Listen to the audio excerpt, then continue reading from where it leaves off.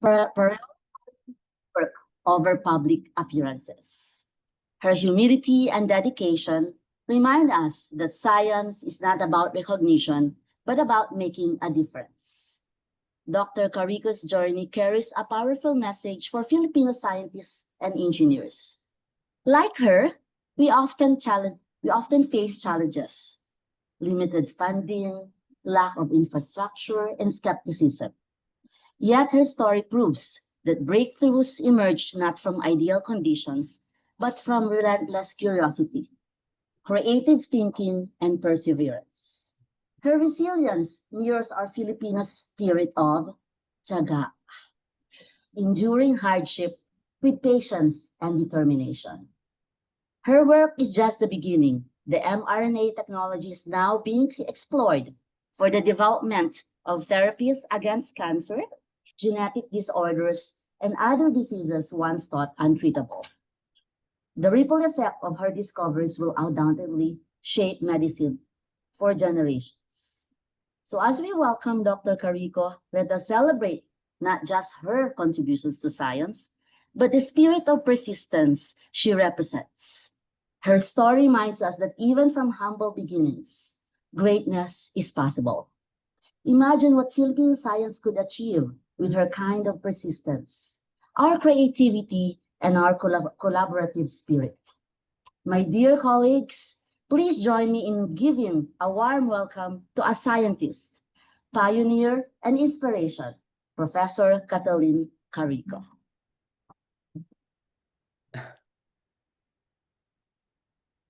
Thank you. Thank you very much.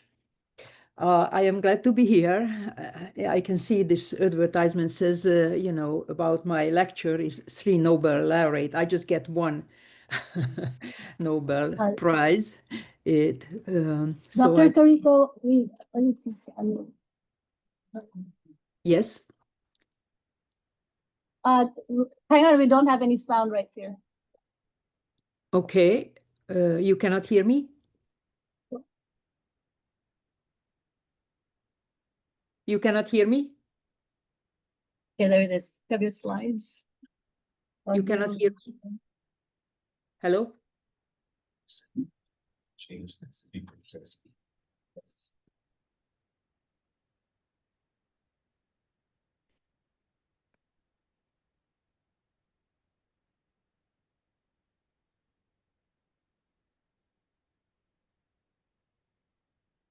You cannot hear me? Why is this off? I can hear you. Can you hear me? Sounds. Can you connect, Nancy? Can you hear me? Just one. Huh? And sound is not working.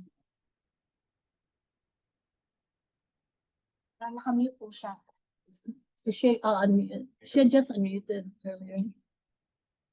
You're on mute. Can we connect your laptop, Nancy? Already asked them. Can you hear me now? Can you just use your laptop and make it? Okay. Can you hear me now? We can hear her on the laptop. Mm-hmm. Okay. Oh my goodness. Okay.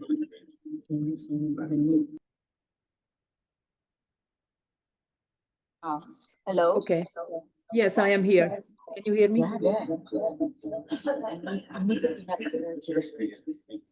Can you hear me? We can hear you on the laptop right now. Mm-hmm.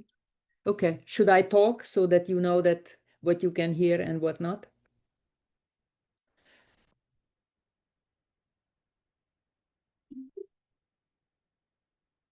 Okay, it should be like that. Hello? Yes, I am here. Yeah. Can you hear me? Hello? I am here. If it's you cannot hear. Nakakonect na tayo sa HDMI. Excuse me, can you hear me now? Mhm. Okay. Wave me, Bernie, you can, when I can start.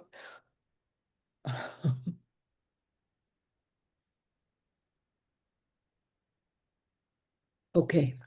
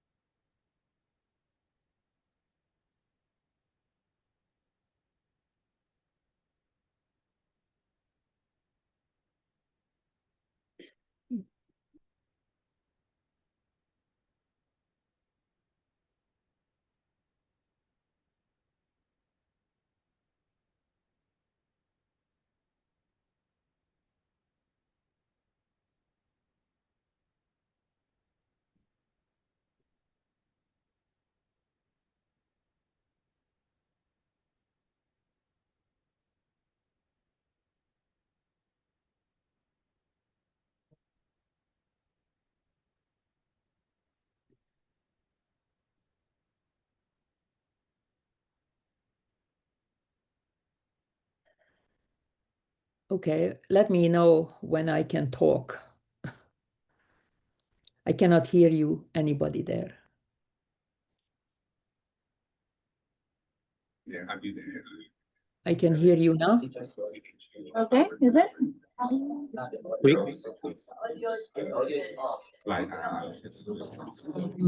Ito sa'yo. Oh, it's sa'yo. Is it okay now? Okay. Okay. Oh, we can start? Say something. Tell you say something. Should I say something? Yes, I am talking about developing mRNA You say for something. therapy.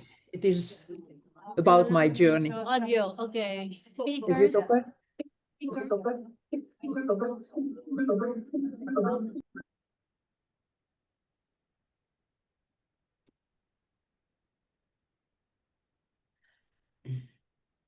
Okay. Can you say Okay. something? Yes, I can say something. Yay! Okay. I'm so happy now. Oh, me too. Welcome to our dysfunction. Okay. Love you for being patient with us. Yes. Okay. Can we start now? Sorry. Yes. Okay. So I will talk about today developing mRNA therapy and about my journey. And oops. No, So I grew up in Hungary, as was said, is a very simple household. We didn't have running water or television or refrigerator. And my father was butcher and my mother was bookkeeper. They had just only elementary school education. We didn't have any books at home.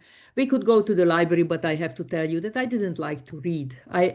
Books, I like to climb on the trees and look around in the garden because we had beautiful garden and it was this reed roof and from my parents I learned hard work, part of life, and of course how to make sausage because my father was a butcher and my sister was 3 years older and you see that I like nature because I was already a butterfly with my sister when I was a kindergarten.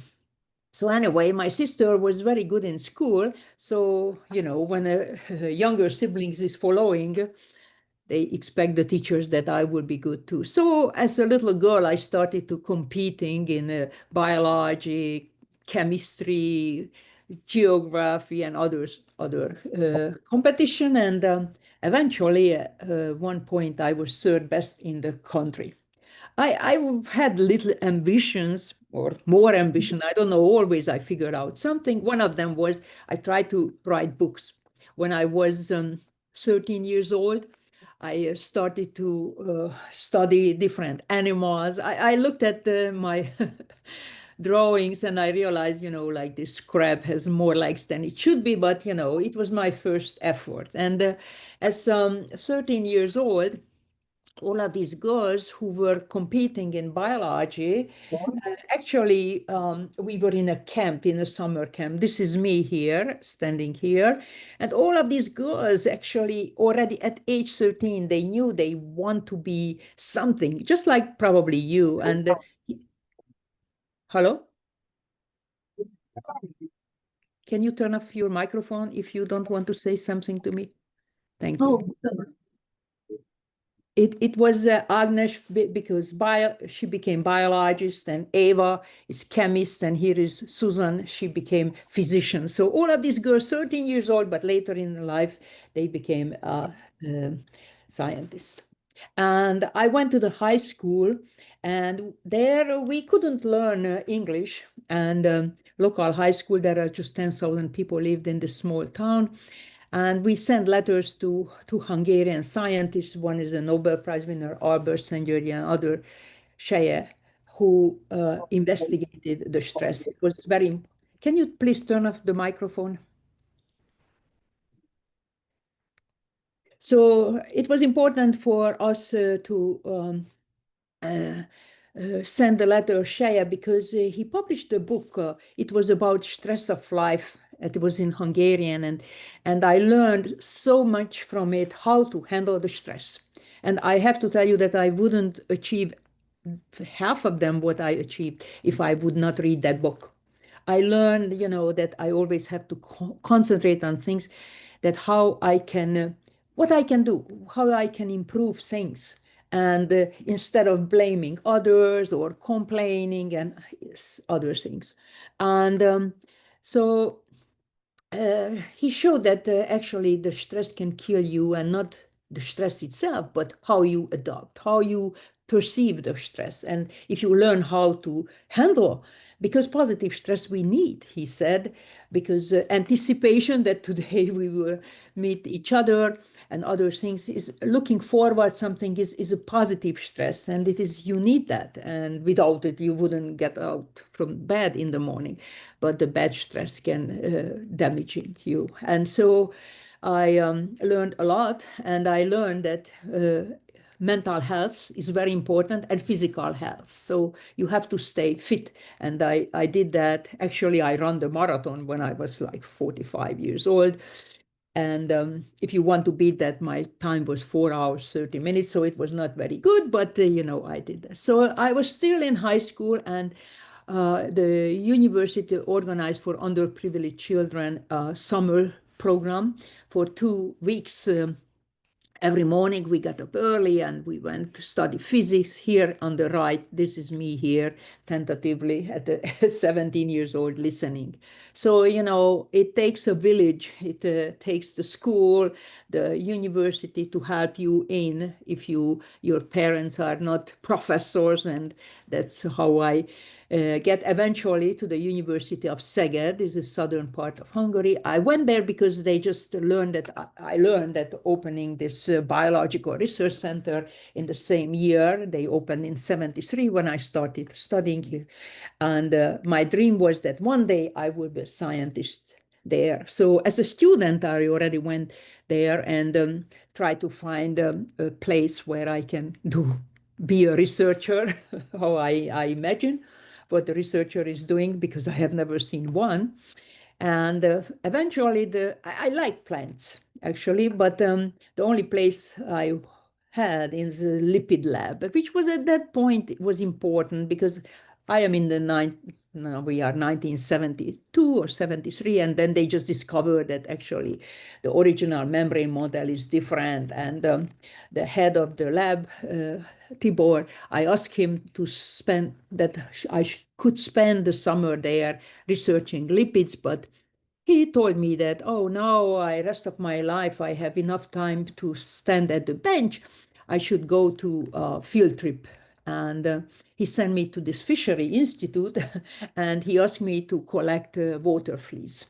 So I'm telling you this story because, you have some imagination that what scientists all about, and you ending up, collecting these water fleas in the mud, and it's very different what you imagine, but you just go with the flow, and that's what happened. I did this collection and did other things, analyzing lipids in fish fat.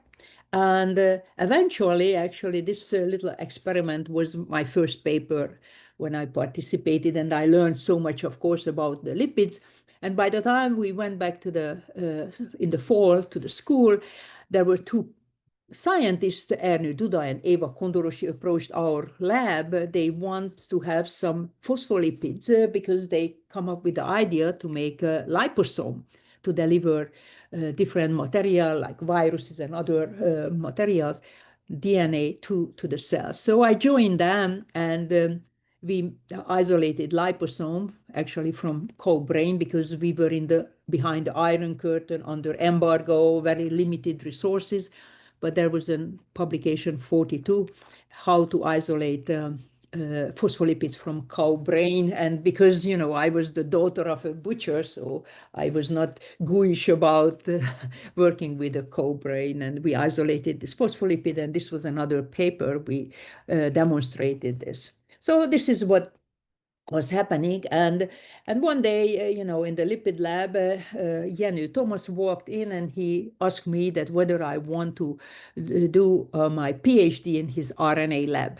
So you can see I am not a visionary person to know that one day it is important to know things about lipids, and it is good to know how to work with RNA. I just went always with the flow, try to do my best.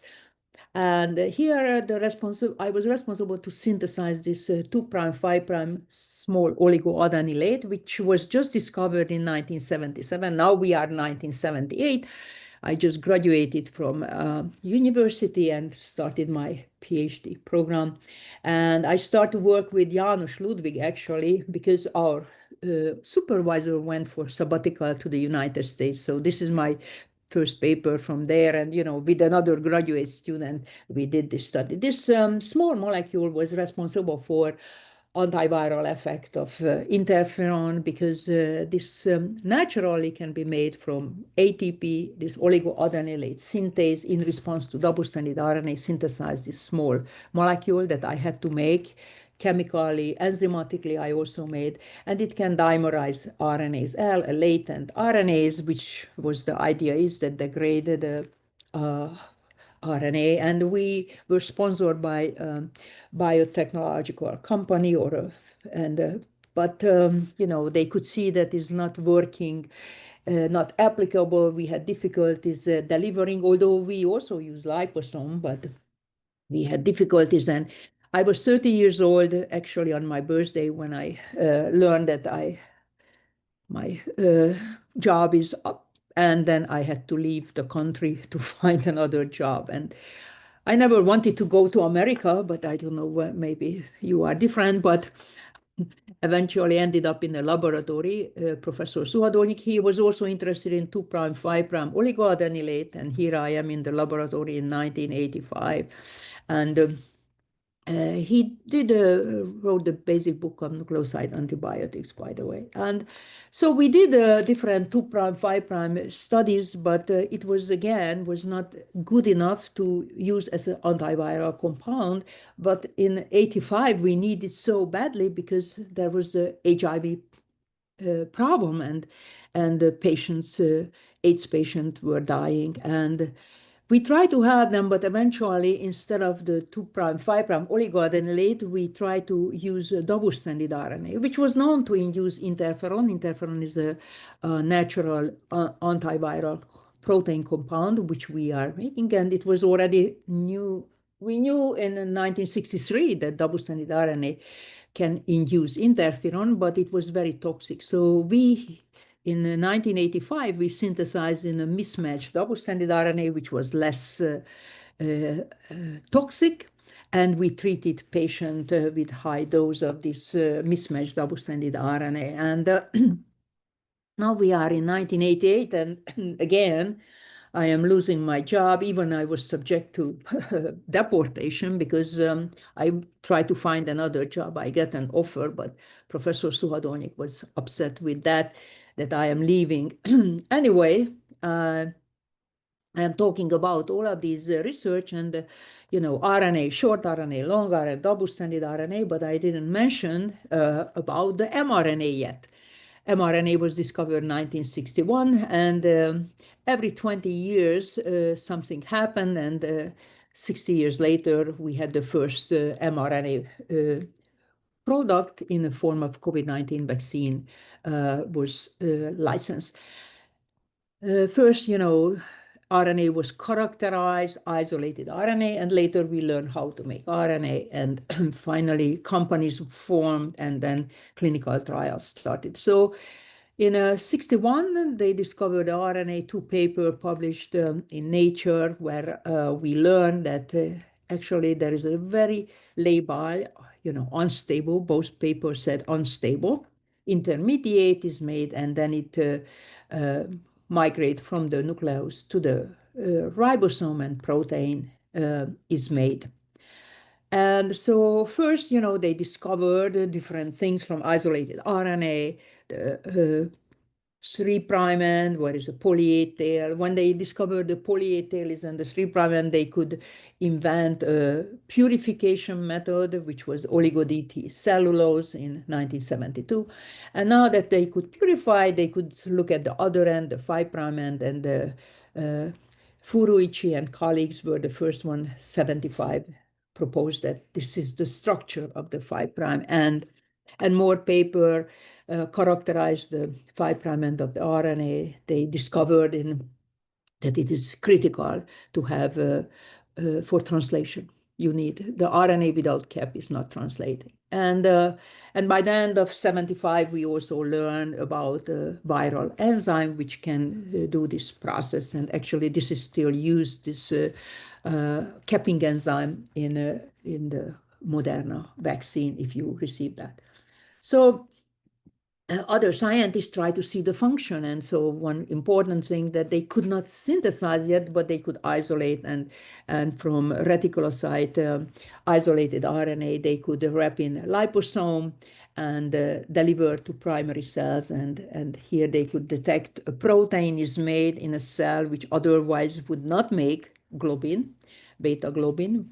And actually, this was a Nature paper. In these days, you hardly can see a Nature paper where one author and one picture is in the whole paper, but it was 1978 and it could be done.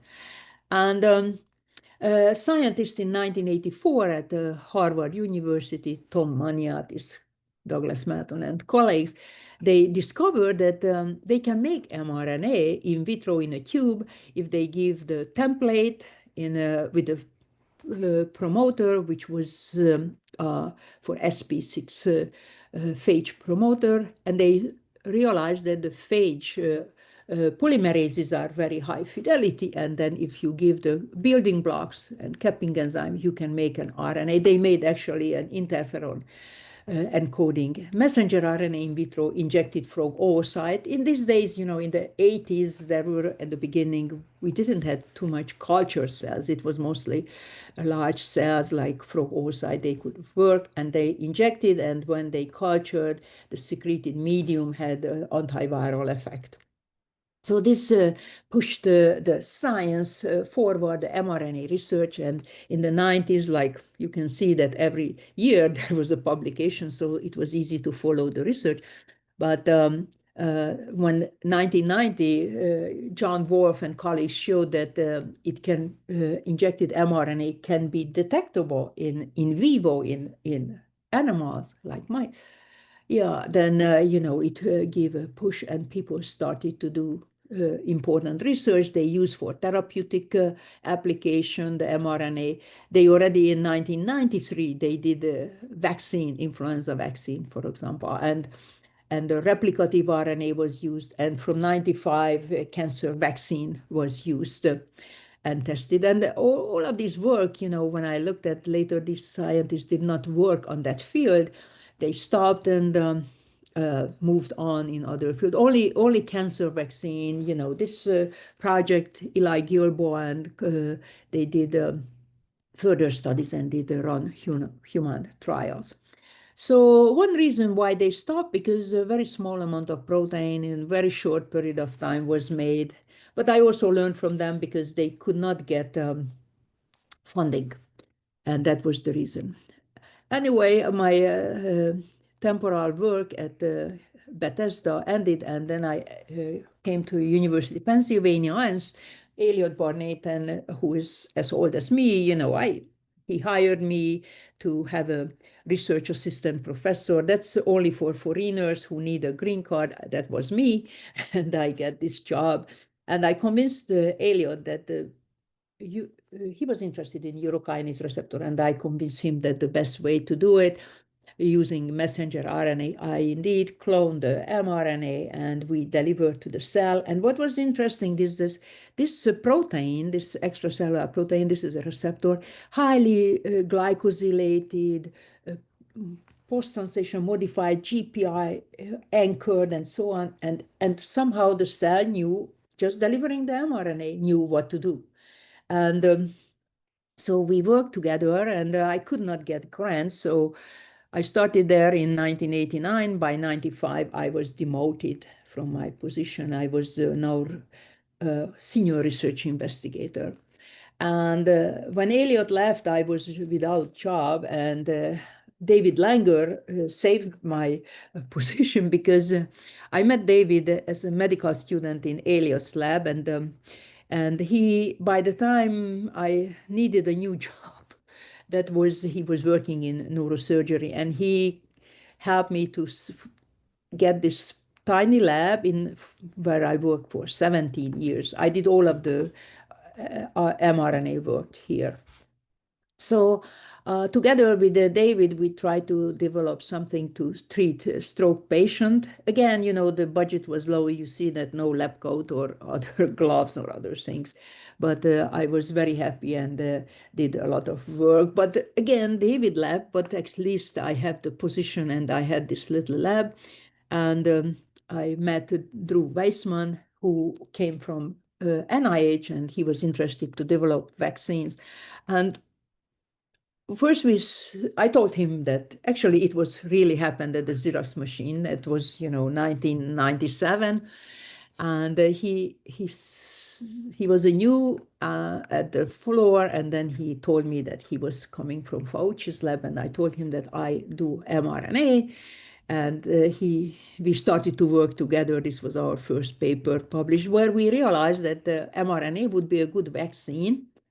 And also we realized that the mRNA induced inflammatory molecules like TNF-alpha. And, at that point, I was already working 10 years with mRNA, and I didn't notice any toxicity. So we started to understand. We decided that why this inflammation is coming from all cells has RNA, but maybe because we are working with the immune cells and we are delivering from outside, and that's outside the cell having RNA is abnormal. So we set out to test whether all of the RNA are inflammatory or not.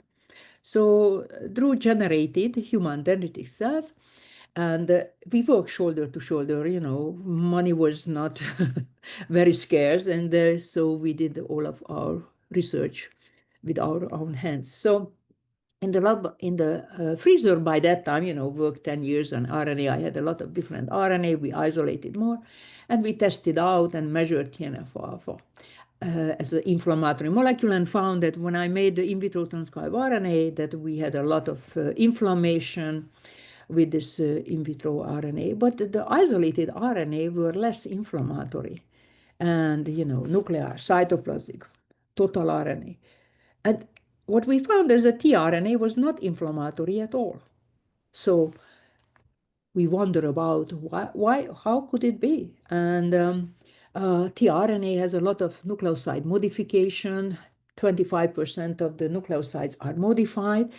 And so that gave the idea that maybe modification is important. But at that point, more than 100 RNA modification was already known. And we didn't know which one is important to reduce the immunogenicity, some, all, or what. And so to figure out, the only thing was known at that point is 2'-O-methylation and pseudourydinylation. And because my classmate, we lived in the same dormitory and later worked together, he discovered in 96 and 97, published that how ribosomal 2'-O-methylation, pseudourydinylation occurring, and I tried to ask for his help to generate RNA which has modification. So it is very important to have a good relation with all of your fellow students, because you need their knowledge and you have to follow what they are doing, because at the dormitory I knew that he was a good soccer player, but if you don't talk to him and don't learn that what he's doing and be friend with all of you. So anyway, he couldn't help because in vitro it was that point, with SNO RNA guided modification was not available. So I purchased modified nucleoside containing triphosphate derivatives of NTPs, and then in the transcription reaction, the basic nucleotides I replaced with the corresponding already modified nucleosides, and some of them was incorporated by the polymerase, some was not, and then we could make this RNA, and we tested out drew isolated human dendritic cells from the blood, and when we tested out, what we found is some of the RNA now was not inflammatory, while others were inflammatory. And when we made a closer look, we found that uridine, when uridine was present, then the molecule, the mRNA, was inflammatory, but when we changed to whether pseudouridine, 5-methyluridine, 2-thiouridine, it was not inflammatory. Since both of us, Drew wanted to make vaccine, I want to make mRNA coding for therapeutic protein, translation was important. So when we checked out, we found that pseudouridine containing RNA translated better than the uridine containing RNA. And so we stick with the pseudouridine containing RNA for further research. I have to say that at that point, we are 2000. Now, we was not known that whether conventional mRNA has pseudouridine or not. We already know that they also have pseudouridine containing RNA. So with all of this data, in the US, we have a patent and we established a company with Drew, with RNARX, and I get the first and only grant where I was the PI. This was a small business grant for proposing that erythropoietin encoding mRNA can be used for treating anemia. And so that's what we did. And when we injected transit complex mRNA to a mouse, we found that the protein, which is actually the erythropoietin, has 20 minutes or 2 hours half-life, very short half-life. It was still detectable 4 days later, meaning that the RNA was still there and translated, while others were not. And the produced protein from this injected RNA was functional because the hematocrit value increased in the animal, and when weekly injection of very small amount, 0.1 microgram RNA was sufficient to maintain high hematocrit. And most importantly, the pseudouridine containing RNA was not inflammatory. So it seems everything is very good. My daughter got her second gold medal in the Olympics. She was a rower, and she's a rower, and in Beijing she got a gold medal in the US Women 8 and here in London. So everything seems good. And again, it comes that I was terminated in my position in 2013 and forced to retire. You have to realize that in life, you do experiment, fails, and you figure out what. And in life is also so many difficulties you have, and you have to focus on always what next, instead of feeling sorry for yourself and why me? I worked so hard. I was there all weekends. Why did they terminate me? No, you don't have to waste your time. So what I decided that, okay, I am still 58 years old at that time, and 2013, and so I decided that I so much to offer, and I moved to Germany and started to work in biotech. We didn't have this fancy building. We were on the campus. Nobody ever heard about biotech. We didn't even have a website. But it is not important. So important that I felt that I can do something helpful. We wrote together with Ugur and Özlem, who established BioNTech. We wrote a big review, and we did a lot of study, a lot of optimization.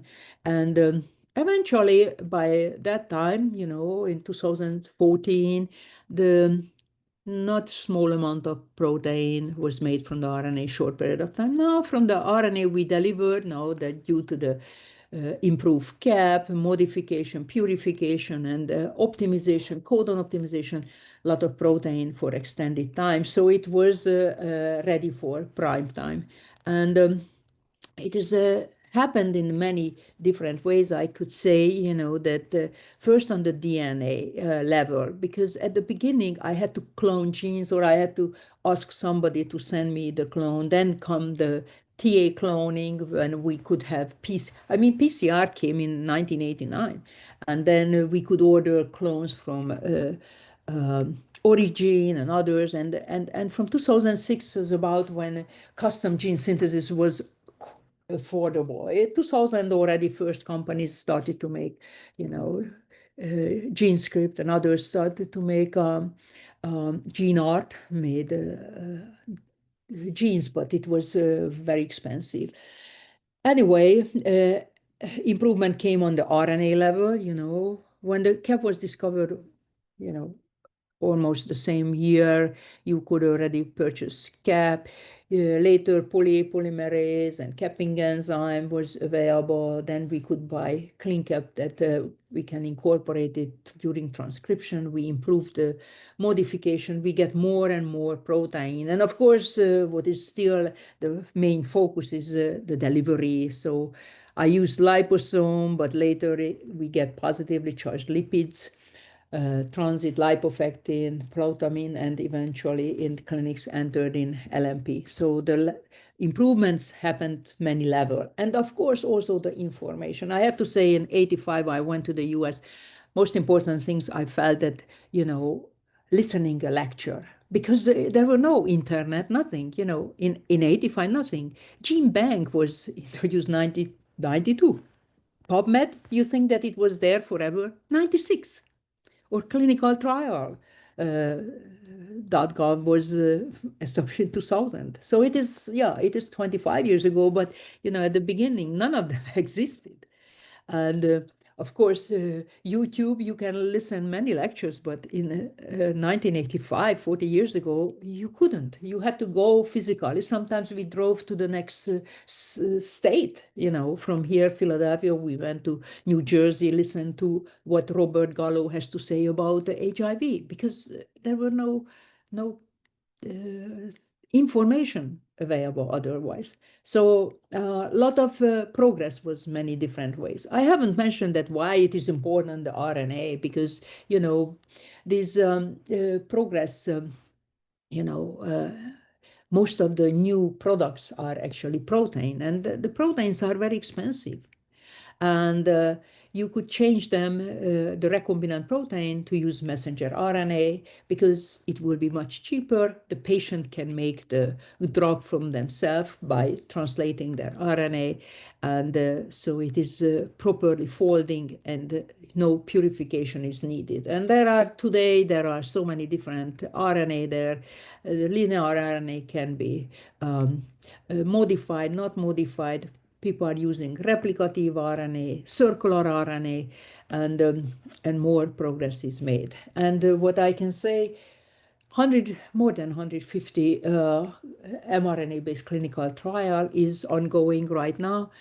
Many of them on infectious disease, mostly against viruses. But in addition to viruses, there are bacterial vaccines under development for TB and the Borrelia, which cause Lyme disease, and parasites like malaria. They are human trials ongoing. And for cancer, mostly you can hear in the news that there are vaccines, cancer vaccines, individualized or shared against shared tumor antigen. There are CAR T cells is generated by using mRNA.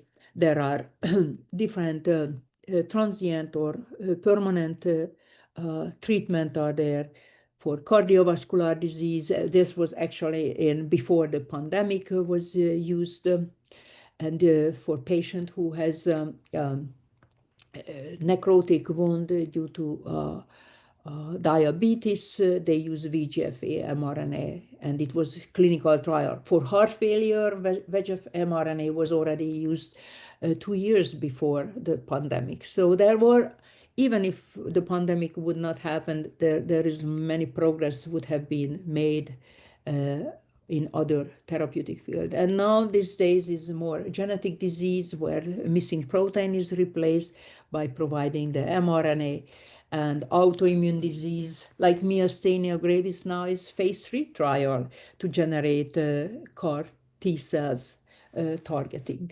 anti-CD19 CAR T cells generated. So a lot of progress, and not just for human, but actually for animals, because now mRNA vaccine was used in protecting elephants from a deadly virus, horses, ducks in France, and even shrimps. And for me, people are writing about me inspiring the new generation. And here is with Drew Weissman, we investigating things in different languages, books. And I myself, I wrote a book about my life in science. And this is breaking through, and now it is out in many different languages.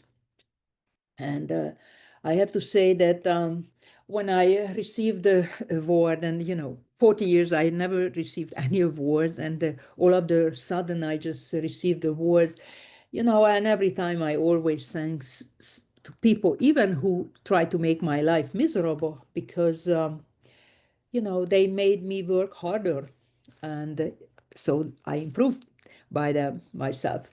And so when I get the Nobel Prize, okay, I did not invite those people who tried to make my life difficult. I invited those who helped me. My husband, here is my daughter, my sister. Here is the team from the lipid team. I did the liposome with them, Eva and Erne, and my teachers here, the genetic, nucleic acid chemistry teachers, and they were my invitees. And of course, David Langer and Elliot Barnett, who helped me, through the years at the University of Pennsylvania and work with them. And of course, young generation, my colleagues from Penn and from BioNTech. And so with that, I would like to just thanks for your attention, and sorry for the mix-up in the beginning. Thank you.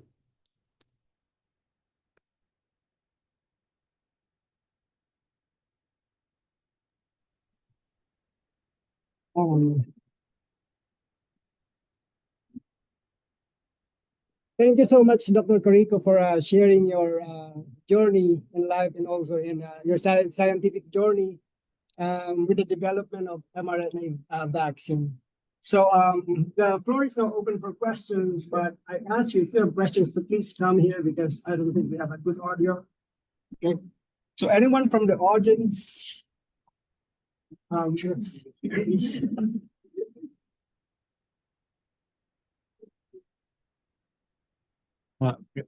Yeah. Good morning, and thank you for that wonderful, inspiring presentation. So my question is, it's a combination of science and what scientists should do today, given the current environment where, in particular, this kind of research, mRNA vaccines, is under attack, really, right? And then in your experience, in your journey, you have told us about the lack of funding, forces against the will. What's your advice for scientists who are actually trying to push through in their respective fields, and also for your particular field of mRNA vaccines? Yes, yes. I mentioned this, that I live my life following some advice from, Shea and others. And I also realized that, this was a Stoic philosophy, that you always have to think that what you can change. You cannot change who is sitting in the White House. You cannot change who is the prime minister. You cannot change things. So you have to focus on what you can do, what you can do. And if I think about that, we left our families and came to this country. I left my mom, my sister, everybody behind. I think that now even an American can pack in and go somewhere where they can do what they feel. So I left my husband behind when I was 58 years old, and my whole family. I went to Germany because this was the only place. They forced me here at Penn, forced me to retire and kick me out, throw my stuff on the hallway and get out, get lost. And so it is sometimes we have to go maybe somewhere, and then again, I it was not easy. I remember when I went to Mainz for BioNTech, and I am 58 years old. The first week, every night I cried. I thought that, am I crazy? There is no war. I have a house here, and then I am in the attic, and for 2 months I was dressing up from my suitcase because the apartment which they could rent me, because nobody rented me foreigners in Germany because it's hard to kick them out. They could rent me a place that somebody's stuff was there, and only the luggage I could have. So but we always keep in our mind that what is my goal, what I want to, and then we just, the rest of it will be arranged. And then after 1 week, I had so many things to do at BioNTech that I had no time to cry on it. What am I doing? But that's what, we might have to go to China. If you check it out, people are asking me whether the RNA for this and this disease is available, mRNA. And when I punch in the clinicaltrial.gov, it is in China. So maybe we have to pack in. Maybe American has to learn how to pack in and leave everything behind. That many of you who came to this country, you already did once. Maybe you go back to your homeland and then try to implement what is possible from what you learn here, because there are a lot of good things we learn here in the US, and we also learn how not to do things. And we also learn, we knew still, how in Philippines what you can do, and then you just figure out. That's what so yeah, that's what what I think. This is the Stoic philosophy, actually, from the ancient, Marcus Aurelius. Always, because otherwise you get crazy. You feel, oh, this is so stupid. And then you get so upset, and you cannot do anything. You cannot remove those people who are already appointed, and you can stand up, and then maybe you get deported, and then you just cannot. And because I myself was in the country where, if you were against the system, you end up maybe not in the prison. Maybe my father generation was in the prison. We might just you completely blocked to progress. You learn that, you figure out you had just limited life in Earth, and then how you can use wisely, and you already sacrificed. If you come here from another country, you had to struggle language, your children, you left behind your parents and so you sacrifice so much, and then this sacrifice, and you are resilient. I have to say that more immigrant is more resilient because they struggle so much. We were thrown in the deep water, and we had to learn immediately how to swim, and we don't know that the rules, and we always end up the short end, because we didn't know. And so, you went through on this, and so you just have to figure out what is the best, and because you cannot change the system. Yeah. Thank you so much.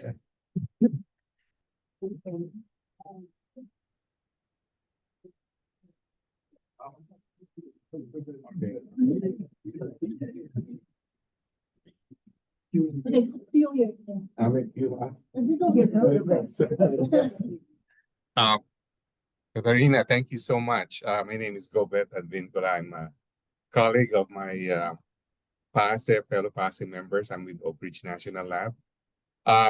Very inspiring. Thank you so much. And I know even the last remaining minutes we have with you, you have more inspiring stories to tell us and inspire us. So my question is really more on the technical side again. I'm curious with the testing and use of animal models, and people now are looking at phantom models or bio lab in a chip or organ in a chip. How important it is to look at the consequence or unintended consequences of protein production from the human body versus introducing proteins from the outside.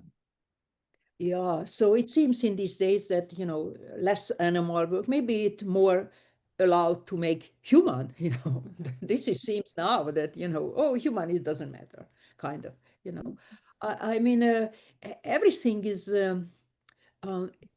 you extrapolating things and unless you test out in a human being, you never know that how it would affect, because the complexity is still there in the human. And I myself, I am right now is working, doing a clinical trial, try to set it up on my own, because I learned so much that working in the academia, the goal was more publication, more reference, something which was I not good. I am still proud I never published 100 papers. Now it's more papers. Amazing. Amazing. I never get an R01 grant in my life. Yeah.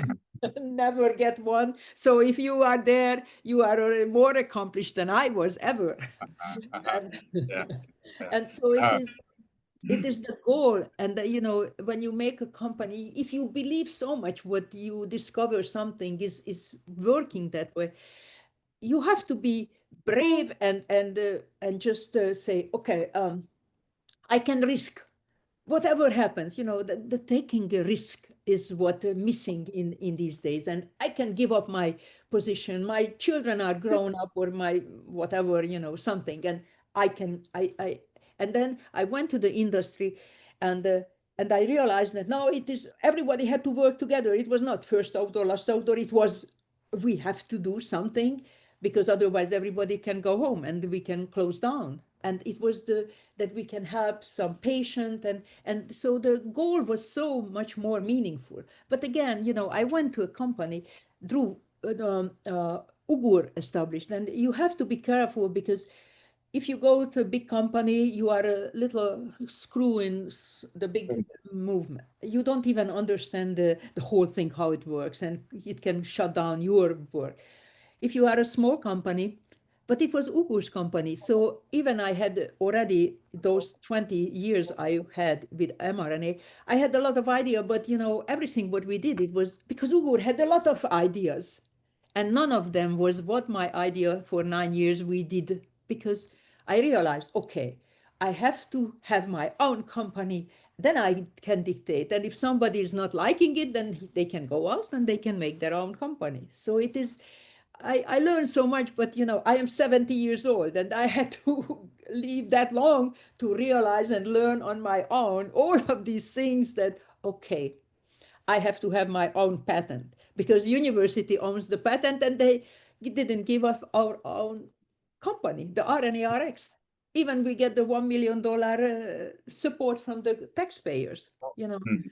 So it is it's a learning process, and every time everything is changed. When I go back to Hungary, I am telling you, go back to Philippines, you know, things change there also. And so, if you don't know the people, how system works, is difficult. So but you take a deep breath and you just take the risk. That's what you have to do. Yeah. And then it might turn out differently, but at least I tried. That was when I was forced to retire. I said, go in Germany. I complain your commute. I commuted between Philadelphia and Frankfurt for Yeah. 9 years. Wow. Wow. Wow. Yeah. It's Yeah. So, uh, and I didn't know how it ends. I didn't know what will happen on the earth. I was just doing always my best, helping colleagues, doing, and because my family was not there, I was day and night. I was there always. I completely 100%. I spent in research, just thinking about it. And listen, if you are there are young one there, yeah, everyone. So if you don't have a partner yet, listen, make sure that you find a good man, like my husband did in the cabinet, and he supported me. He yeah. never. Thank you. Yeah. No, Right. it's Yeah. amazing. The more we ask you, the more nuggets of wisdom we get. And yeah, yeah. Yeah. Yeah, Thank you. listen, my husband is in the other room this morning because every morning we go to swim and 4 o'clock we get up so we could go to swim, come back, get the breakfast, and he came. He said, okay, because I have to talk to the Philippine colleagues here, who are from, and then he thought, okay, I have to say also that I get every hours I could talk to somebody. And then, the next one, will be next week in Tunisia, to Egypt. I try to help because, um, seeing that I was not a professor's daughter, you can do it.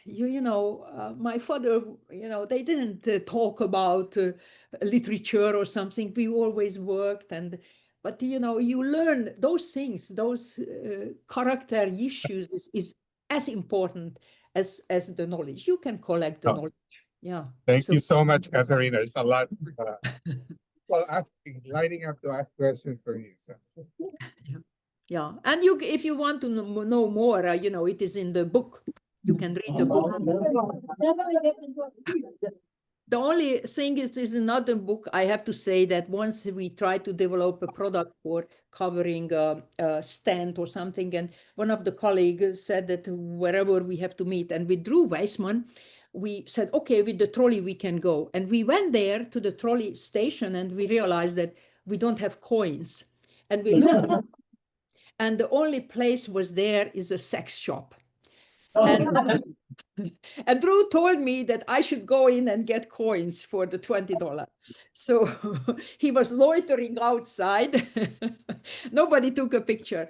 And then I went inside. I was looking at whether I have to buy something to get some coins back.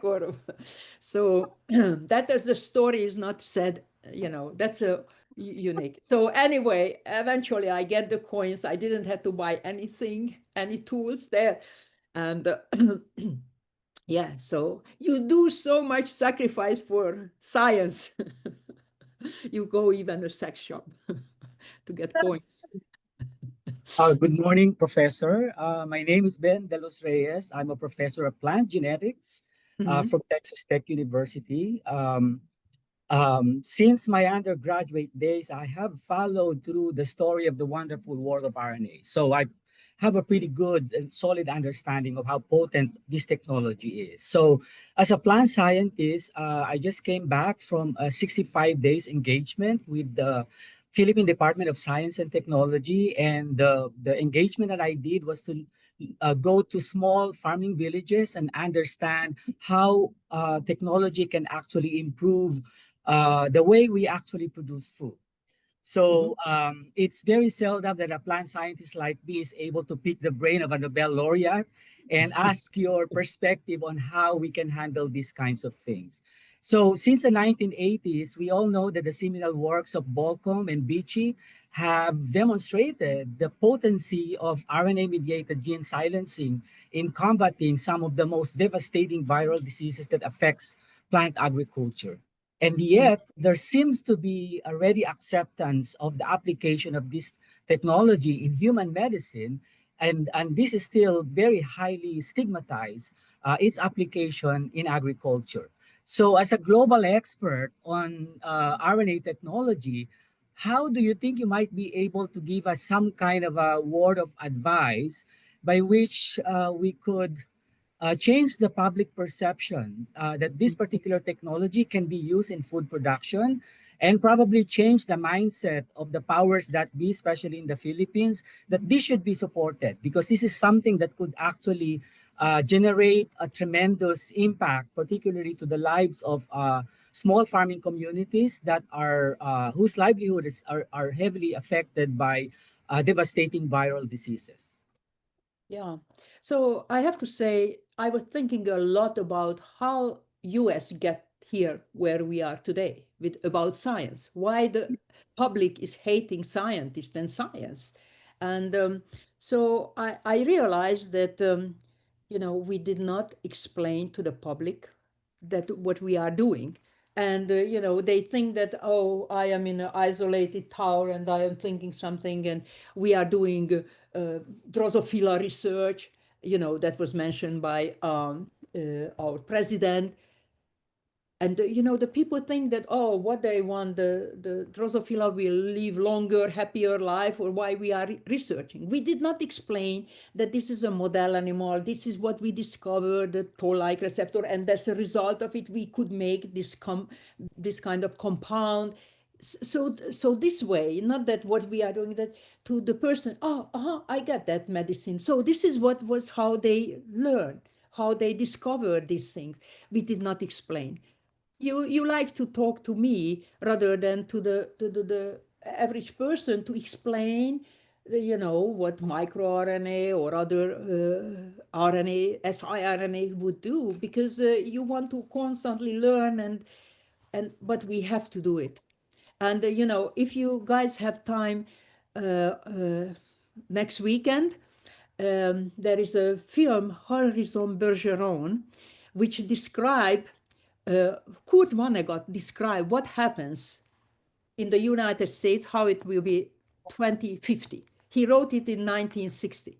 And he wrote about that the people get so much knowledge, a limited number of people, and the others is left behind.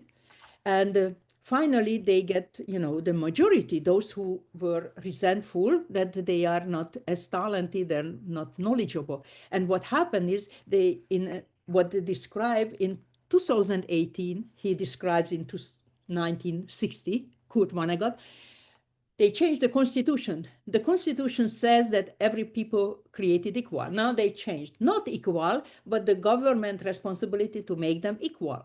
And therefore, people who had, in the school, they had a headband to push down their thought. So everybody equally will be stupid, yeah? Because that's the common equalizer. And then, the ballet players had a big sandbag on their legs. They cannot jump. Huh? So this happens if you don't do that to lift them up. If they don't lift them up, they will be the majority and you will be pulled down, with the knowledge. And finally, those people who couldn't push down the thought, they will be institutionalized. So of course, it is a weird thing, but we have to learn that we have to educate. So why do people just hear, oh, GMO, oh, that's dangerous. Because, if you use the chemicals and those plants which you are eating, that has some chemicals in it because they are resisting and you deliver the gene. So they don't understand. And you have to explain that I am changing. I am using Cas9. And you don't use this word because they will be scared. They don't know. And the people always afraid what they don't know. So, for example, the Cas9 is used actually remove seeds from the raspberry, for example. And you don't need that kind of gene permission. So right now there with Cas9, even there is tomato that increasing some nutrition product in it already in market. So that you have to explain in a plain language. And that's what we need. More students who is listening right now. We have to make maybe cartoon films, some education on that, how it will change, because it is the same as selecting, but it will take for generation and the decades to select out something, a plant which would have some favorable characteristic, and you can do it due to the knowledge. You know what you have to knock out the genes because it requires more watering or something, and would be better if less as a dry condition that plant would grow, or not rotten so quickly, or other characteristics. But education, you have to go to the I mentioned that I give lectures, but I also went out to the local library that people can ask any question. I say there is nothing that they cannot ask. I try to explain. But we have to learn, this language. I mean, Drew Weissman came up with, changing the pseudo-uridine in the car has 4 wheels and we change 1 wheels. Okay. So maybe it is easier for somebody to understand that way, some analog something, but you have to go out to the villages, and not to you, but to the students, and right now they ask that the students should explain to their grandparents what they are doing and how it is beneficial. And Stanford University give the graduates 3 minutes to explain what they are doing and how it is beneficial for the public. And each graduate student had to be able to explain simple language, very short period of time, what they are doing, how it is helping potentially, what is the potential in it. So that's what we have to, and you have to, and your colleagues and those listening online, that they have to do it. They have to educate the villagers, because otherwise they get just resistance. And because the fake information, is I can see those people are spreading. They are so calm. I immediately get like, but they are so calm. And they can say such a stupid thing so calmly that the average person would believe that, yeah, that makes sense, because they can say, yeah, you see, the earth is flat. Can you see that it, this is flat? So they can say simply things. And we have to work on it, because otherwise we end up having the headband pushed down our heads, because that dystrophy future, which could happen. I can send to the organizer the link where you can watch this film, just to show that what we are against when the scientists are and the doctors, I heard in, not just in this country, in my homeland, they are not respected for their knowledge. Oh, we have to go. No, No, I just I have one one more question. Thank you so much for a very inspiring talk. My question is actually non-scientific. It's for the women in science here, especially the women in science here. I was very inspired by how your journey was. My question is, which one are you more prouder of, your Nobel Prize medal or your daughter's medal for the 2-time Olympic winners? And it has something to do with the choices we make as mothers, as Yeah. scientists. Thank you. Yeah, I can say, these awards is sometimes very divisive. I never crave. Okay, my husband did a nice display there and other, but I have to say that I was pushed to the spotlight, and all of a sudden, CNN. Oh my God, I didn't even know what to say, and I realized, okay, whenever I get an award, this is a science, and a scientist is a spotlight. The science is a spotlight, and we have to use this to, strengthen our field. And for me, none of these award is as valuable than when I get a letter here on the in New York. There was this Meadowbrook elderly home. They wrote about that they get the vaccine. 1 week later, people started to be positive because there was 200 residents and nobody died. One vaccine was enough. and then how they send me pictures when people, could meet the elderly to their children finally. And so that letter was more a word for me, just knowing. And I also have to say that I was never crave recognition. So it was for me never important that, my name or some, I never care about, I always thought that 100 years from now, nobody even remembers that who we are, Do you know your great-grandfather, that you don't know anything about them, because that's how life, and fighting for fame is just not. So it is, I am proud that what kind of my daughter, what kind of person she is. She was 2 years old and we sent her back to Hungary so that she can speak Hungarian. Right now she's in Hungary with her two children, 4 years old, 2 years old. They are going to the same small town where I grew up, and they are learning every day for 5 weeks. They were in kindergarten, they learn Hungarian. She wants them to speak our native language, and so it is. I know that we try to be the best mother, the best daughter, colleague, wife. We try to be perfect. Yeah, don't do that. You cannot do it. You cannot do it. But I think it is more important for us to give examples. So my daughter could see that how hard I worked, and she decided that she will be something good. And once she watched the Winter Olympics, she said that she will be a skater. But she is 6'2". 186 centimeters. I said, no, you won't be a skater and you have to get up early. She said, okay, I am not.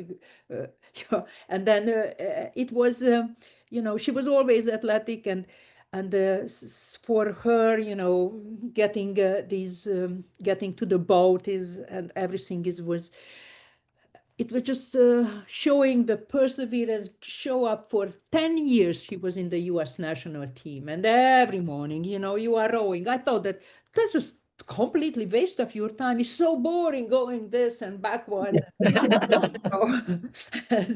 And I told her that it is like science. We don't see the finish line. We don't even know there is a finish line. We don't even know that we are going to the right direction. We are doing the same thing, and but she said, Mom, in the minute I think I don't like to do it, I will stop. And so that was a long answer to your question. I am proud what kind of person she is. And actually, it's confidential, but we are doing the company with my daughter right now. She got a MBA from UCLA while she was working, and she got a master in science from Penn. I told her that she has to get in because we cannot afford good school, salary. My husband is a maintenance manager, and you don't have many scientists whose husband is blue collar workers. Yeah. But we work together, and without my husband, my daughter wouldn't be what, because my husband volunteered, before hours to take her to practices, pick up practice, this and this. She did everything from field hockey, and other sports. So it is just important. Hey, it's important for your children also to do sports, because you set up a goal and then you work every day towards that. And I think it is good practice for life, because that's what you do. Goals, working, and not, one day go there and everything is happening. Not. You have to persistent for years. Yeah. Thank you so much. Professor Karikó, this is Okay. Alvin Colaba with the National Academy of the Philippines, National Science Academy and Science Technology. We came here to the US, closer to you. We traveled all the way from the Philippines to come here. Yeah. We are now here at Columbia. We're really very excited, really to hear your story. You would be a really inspiring, individual. In fact, I learned, that you were the 2021 Glamour Women of the Year. No, so you didn't even know that you are already a celebrity, scientist. But anyway, the National Academy celebrates its 50th year Mhm. next year. How do you think, Professor Karikó, you can travel to the Philippines with your family? No, this Was is there a very, possibility very you can very kind inspire of you. millions of Filipinos, Yeah. You So see what's that, the- yeah, so it is, I spend most of my time reading or preparing this clinical trial for neurodegenerative disease, which is very deadly. Every time when I think about those people who are dying and I think that I can help them, I can say so easily, no matter how much money they offer, I said, no, my time. And mentioning the Glamour magazine, I told that, it is the furthest away from a scientist to be glamorous. And then said, oh no, mom, you have to show them that you don't need those big nails and it would be glamorous. So that's what I had to show. So that the simplicity that, just you have to be persistent, and you are very kind, and I respect very much your country and you guys here, because listen, if after my presentation you can feel that I am just one of you, isn't that? I am one of you, any of you. No, I am not different. I came with the same thing. I never been, something. Yeah, just like you have worked very hard and had goals and set it up. I am similarly, and it just the nature happened that all of a sudden I was in the spotlight, and I try to every time I get an award, I always thanks to all of those people who I was, never recognized, always pushed back, always demoted, always kicked out, and in their name, because I know that they are the hardworking. That's what, the real stars. They are. You are. You are. So we look forward to the time when we can join you, you can join us, in the Philippines. But let us see in the near future. Thank you. So thank you I so always ask my husband, do you want to go here and there? much. But luckily, he also likes to stay home. Thank you. Thank you very much. Thank you. Yeah. Okay. Dr. Okay. Karikó, thank you so much for taking the time to join us in our meeting. It's very historic because this is the first time in Colombia that we did this, but even more historic because we have you with us. And we all have seen the impact of what you've done, not in just the recent past and how great your research could be. So to end the session, we have a certificate of appreciation right here. Thank you. Thank you So, very much. yeah, in grateful acknowledgement for imparting your valuable knowledge and insights as a keynote speaker in the 2025 annual PAASA meeting and symposium with the theme, Shaping the Future, which you have actually done. You didn't know it long time ago, but you shaped everybody's future. Research, discoveries, and innovation in science and engineering, held July 19 to 2025 at the University of South Carolina, Columbia. So thank you so much. And we apologize for the earlier difficulties, but we did it. And thank you. Great Yeah. start. Okay. Thanks Listen, so much. so if we want to have those kids back in Philippines, that you can just try to see how you can find a publisher who would publish my book, because I give advice on Yeah. that, how to handle stress, how to focus, and Yes. and with my own example that, you don't have to be a privileged person. You just, Mhm. as long as you focus on what you can do, then, and actually it's coming out also in Iran in Farsi language. It's coming out because, they could realize, yeah, I was also behind the Iron Curtain. I was under embargo, and we figured out, okay, we couldn't order phosphorus from Germany, but we find a paper and we isolate and we learn more by that, and then they Yeah. can learn the same way. So we can have those who are back in Philippines, Yes. find Very good advice. And we will do that. And a lot of the people here are in a position to do that and make it happen. So thank you very much for that great advice. Thank you, Okay. man. Thank Okay, you. thank you. Thank Thank you. you. Bye.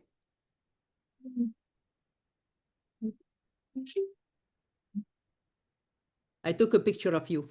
Did Oh, you, we also you have a try- picture of you. but the whole room, I can see that. Yes, there we are. Yeah. I can see the audience there. Right, yeah, Okay. okay, thank you so much. Yes. I,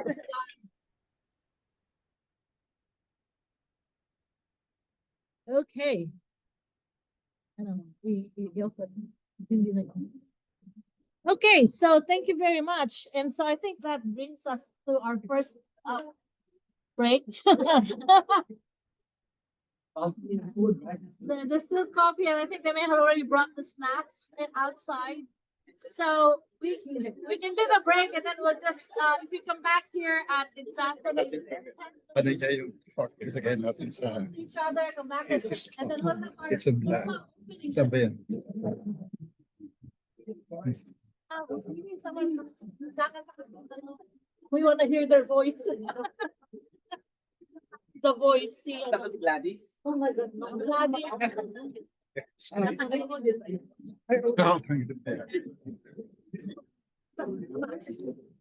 Yeah.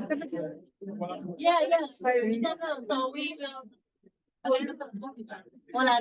You know, director yan, di ba? Check my Check ko lang muna. Ano nga yung Saan siya? Check ko lang kung Ano nandiyan na? ito sa Ventilia. Proventila. Lagay mo sa desktop. Check ko lang kung nag-go. Paano na? So the speakers, the rising stars, can you please, Eric Vera, yung talk mo nandiyan na. Alin?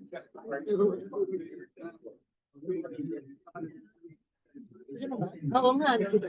si ito dito Oh, siya. bakit ganun? Mark? Nagbalik kami ni Margo. Kaya sa innovation, ako na si Rising. So bali, saan ako magsasalita? Dito lang, nandito ba yung mic? Ano ba siya? Hybrid pa rin ba siya? Hindi na. Hindi na. Hindi So, okay lang. Kaya okay lang. I think pwede ka na lang dito. Next, no, pwede mo. May clip ba? Yeah, may click ka lang. Nilalagay ko. Kasi, tamang una ka pala. Oh, naku. Kaibigan ko yung kapatid. Oh, yeah, okay. Yes. Kapag ko? Yung namatay? Oh. Kasama kami sa like really good friends. Saan ba yan? Nakazumba na ako na. Sa So, Sir yun na natin. Eric. Iwan mo na lang. Gusto naman na ito. Gusto naman yung talk niya. Galing yung namatay siya. Iyan. Pero isang na nagalit Kanya kay dito. Jess. Ay, may alam ko siya kaibigan. Paano ka nag... Anong field ba? Hindi, ano, chemistry. Pero nagtrabaho kasi kami sa siya, pahinuwi ako. Ah, yeah. That's fine. That's a connection. Or, kanina naka-record. Ngayon, tatanggalin ko na may recording. Nakarecord ba ito? Ako kasi hindi pa tinanggal yung recording eh. Ay, i-up mo nga ito. To, sorry. I-enlarge ko. Ayun, recording. So, stop ko na yung recording. Okay, stop mo na muna. Okay.